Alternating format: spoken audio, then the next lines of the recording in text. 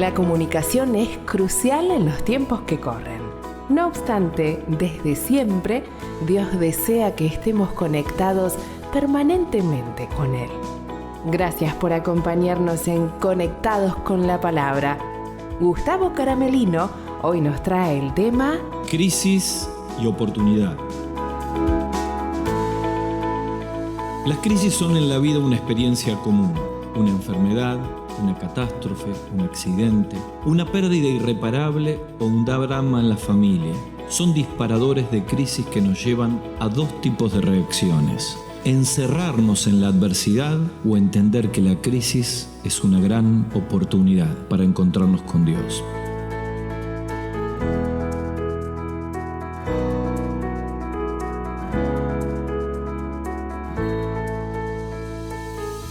Bienvenidos a Conectados con la Palabra. Seguimos con esta nueva serie de programas especiales evangelísticos para tratar de llevar la buena noticia al corazón de todos nosotros. Y el tema, el título que hemos traído para hoy es Crisis y oportunidad. Todos en algún momento de la vida tenemos que pasar algún tipo de crisis. Y hablábamos de catástrofes, accidentes, pérdidas irreparables, dramas en la familia, enfermedades.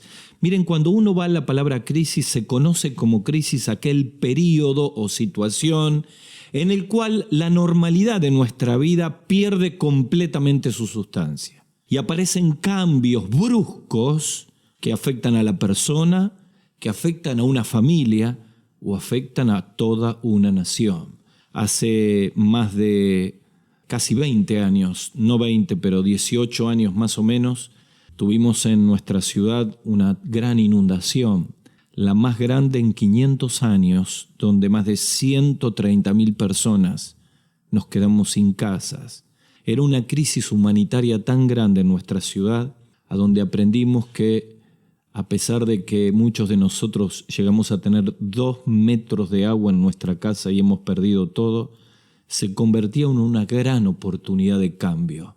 En los lugares donde se establecían los centros de evacuados, allí íbamos con la película Jesús para compartirles el Evangelio. Las personas que habían perdido todo estaban plenamente dispuestos. Muchas veces los recibíamos en las iglesias, y las iglesias y los templos se convertían en refugios donde las personas, además de tener un lugar donde dormir, tenían la oportunidad en esa crisis de encontrarse con Jesús. Miren, recuerdo un matrimonio en una campaña cuya familia estaba a punto de destruirse. Una pareja que estaba a punto de divorciarse.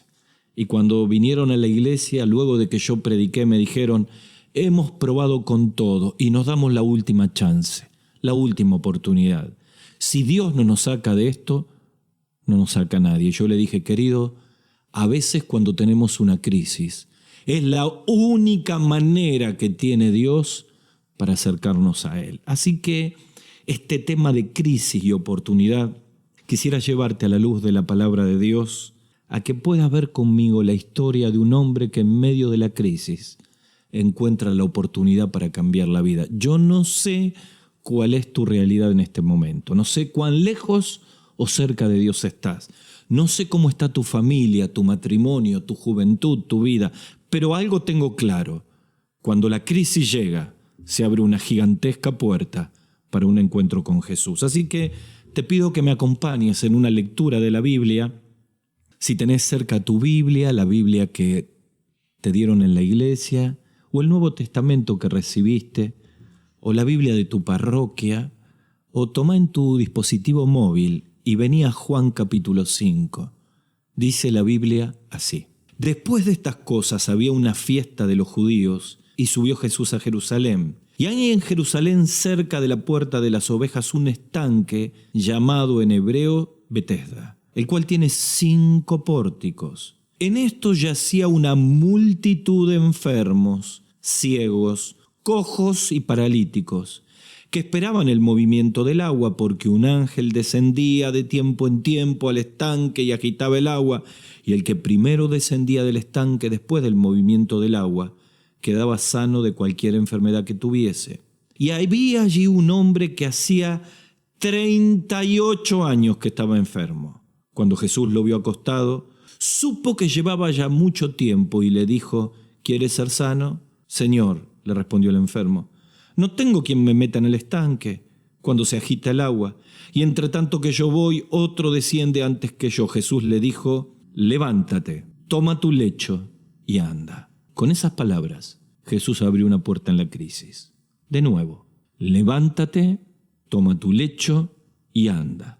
Y al instante aquel hombre fue sanado, y tomó su lecho y anduvo, y era día de reposo aquel día. Miren, este relato es todo un ejemplo de las oportunidades que podemos encontrar en medio de la crisis. Miren, aquí Jesús viene de Galilea hacia Jerusalén.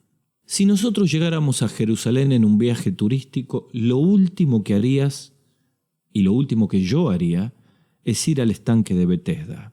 La palabra Betesda se traduce casa de gracia, casa de misericordia. Dice que cerca de la puerta de las ovejas estaba este lugar. En realidad, este lugar era un estanque en el área de lo que hoy ocupa la iglesia de Santa Ana en Jerusalén, en el norte de la antigua Jerusalén, donde había una especie de piscina, de estanque con agua, donde había una creencia que cada tanto un ángel venía, removía el agua, y toda esa multitud de gente enferma, maloliente, quejosa, que vivía en un lugar, si alguien se metía primero en el agua era sanado y podía salir de ese lugar. Yo les hablaba que nadie iría al estanque de Betesda en un viaje turístico en la ciudad de Jerusalén. Ninguno de nosotros contrataría un guía turístico para llegar allí. Notablemente es exactamente donde Jesús fue. Y tiene todo un simbolismo para nuestra vida de cristianos. Podemos preguntarnos en este tiempo, ¿dónde debe estar la iglesia hoy? Y la respuesta es, ¿dónde estuvo Jesús? Y entonces preguntamos, ¿dónde estuvo Jesús? Y Jesús estuvo donde estaba el dolor, donde estaba la necesidad, donde le necesitaban, donde había una crisis. Quizá vos me estás escuchando, tú me escuchas con todas estas palabras y sentís que estás en el medio de una crisis como este enfermo que llevaba 38 años y que la enfermedad le había quitado la movilidad. Y parece que tu crisis nunca va a cambiar, y parece que tu familia nunca va a cambiar, y parece que tu matrimonio nunca va a cambiar, y que parece que tu realidad nunca va a cambiar. La crisis que vivimos nunca cambia hasta que le abrimos la puerta a Jesús. Y yo veo aquí en esta crisis 3 males y 3 bendiciones. 3 males y 3 puertas que se abren.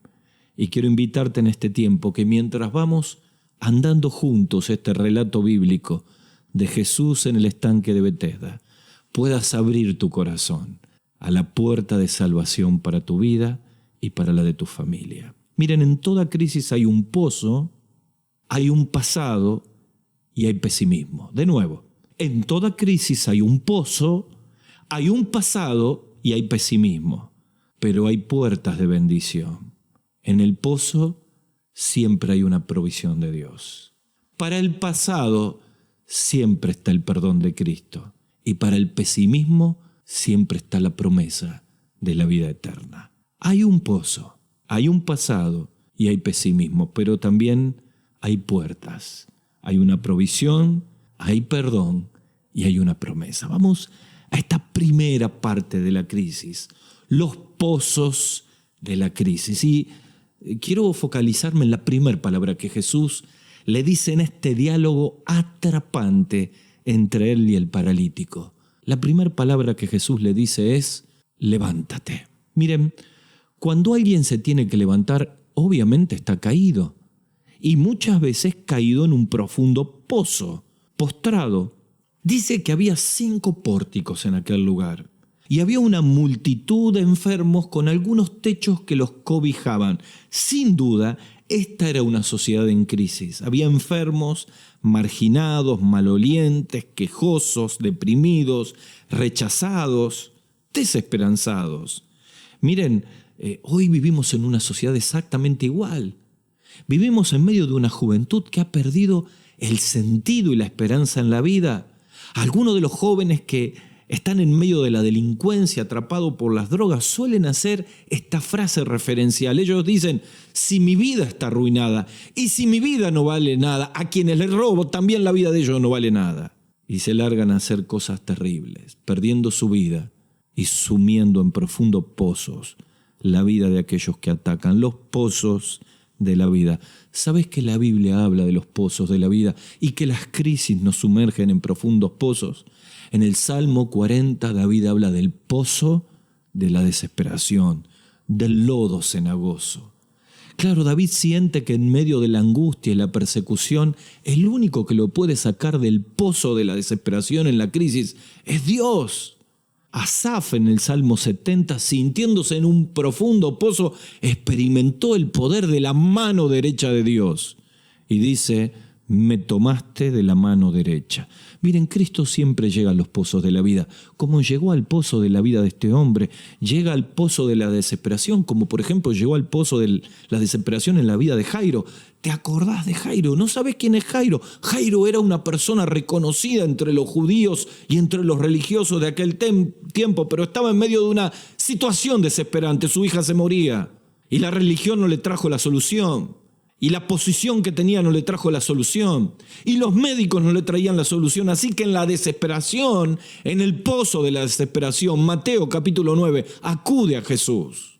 Y experimenta que Jesús lo saca a él, a su esposa y a su hija de la desesperación de la muerte. Allí fue Jesús y vuelve a la vida la niña. Y lo saca del pozo de la desesperación.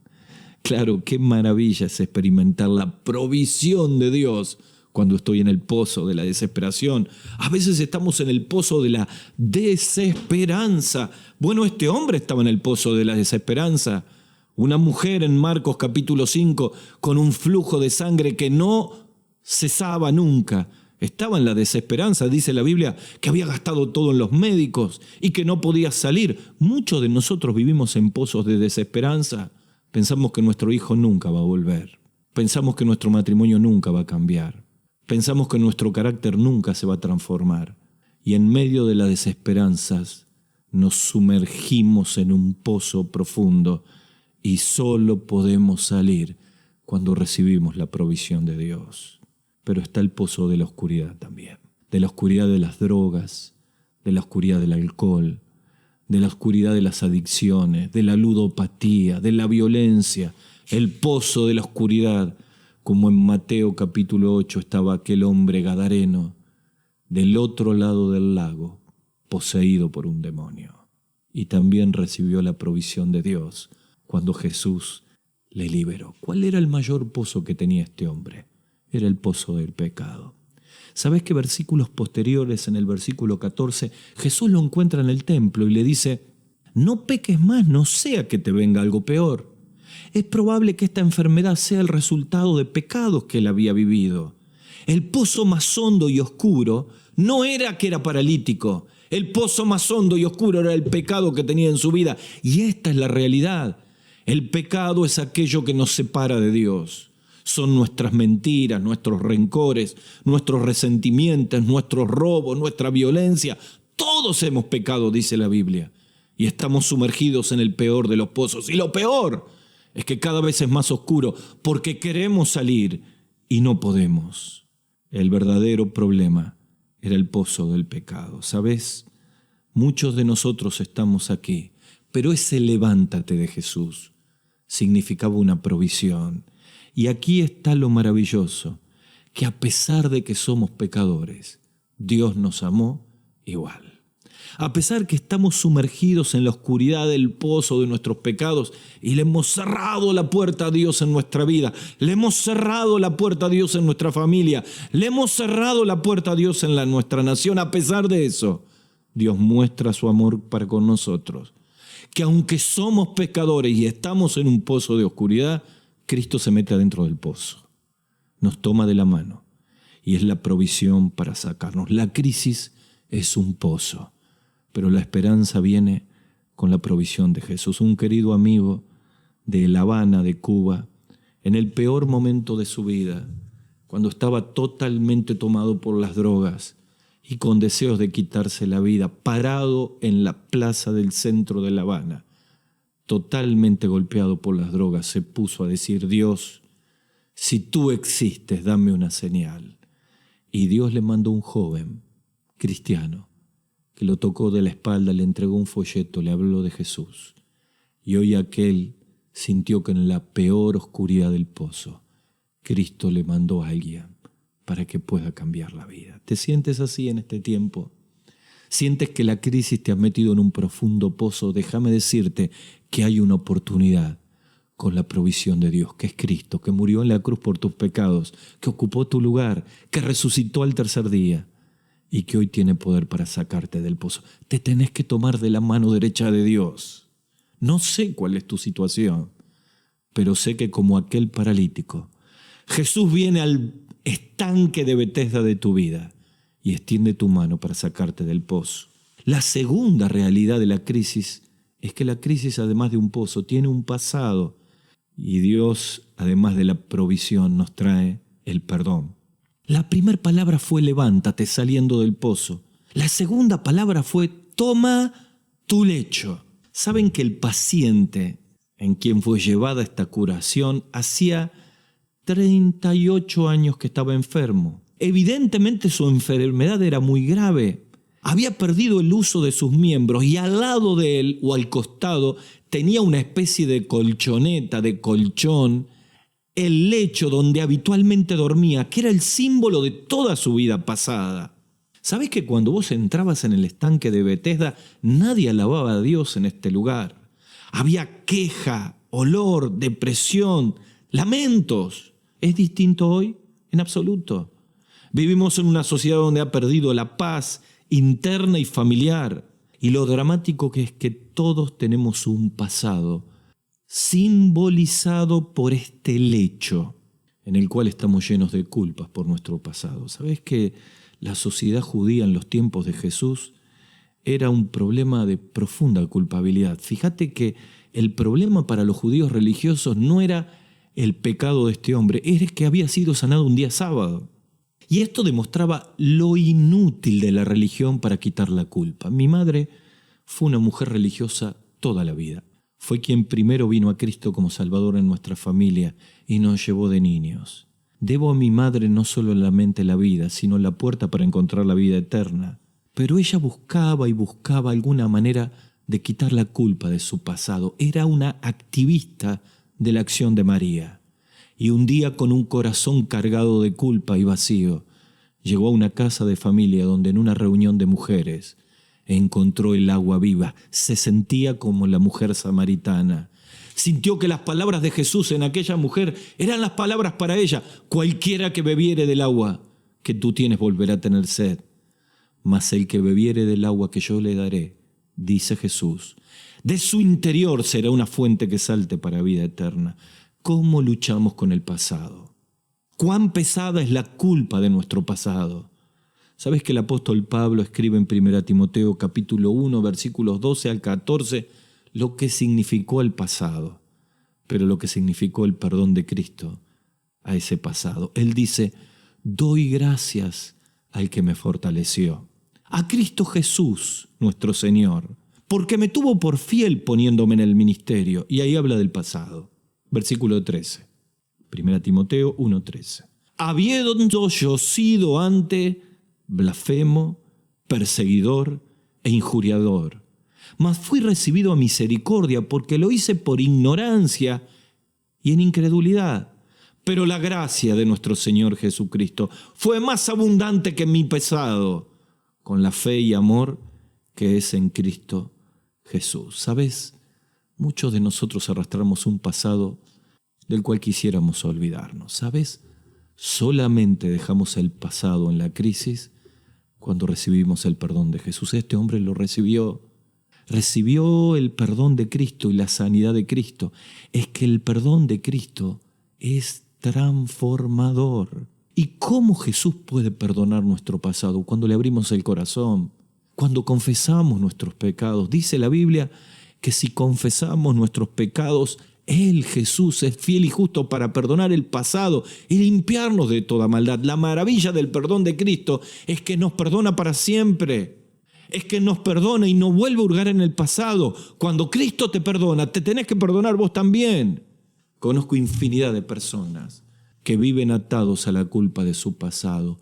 Cuando Jesús nos perdona, se termina la acusación del pasado. Por eso el perdón de Cristo no tiene nada que ver con el perdón humano. Cada vez que en la Biblia se encuentra tus pecados te son perdonados, Jesús hablaba de un perdón que solo Dios puede dar. No habla del perdón humano, habla de un perdón divino que cubre la culpa del pasado, que transforma la vida. Por eso el salmista dice en el 130, versículo 3, Señor, si mirares los pecados, ¿quién podrá mantenerse? Nadie. Pero en ti hay perdón, para que seas reverenciado. ¡Qué maravilla! Pero en ti hay perdón. Es el hallazgo más maravilloso. Es la provisión del cielo en medio de la crisis. Sentir que todos mis pecados son perdonados. Quiero decirte que no hay nada más terapéutico en la vida que el perdón de Jesús. Que no hay nada más vivificante que el perdón de Jesús. Poder decir, toda carga de mi alma ya se fue. Y la pregunta es, ¿cómo puedo recibir ese perdón en la crisis? Bueno, mirando la obra de la cruz, viniendo a la cruz de Cristo, donde Él cargó mis pecados y tus pecados. El justo por los injustos para llevarnos a Dios. ¿Sabes? En la crisis, sí, en la crisis hay una oportunidad. Hay un pozo donde Dios trae una provisión. Levántate. Hay un pasado donde Dios trae un perdón. Toma tu lecho y anda. Y hay un pesimismo donde recibimos una promesa. Jesús le dijo, anda. Con una sola palabra le estaba diciendo al inválido que todo lo que necesitaba, Dios se lo iba a dar. Fíjate qué maravilloso. Al remedio de la impotencia, Dios trae la omnipotencia. De nuevo, al remedio de la impotencia de nuestra vida, Dios lo puso en contacto con la omnipotencia de Dios.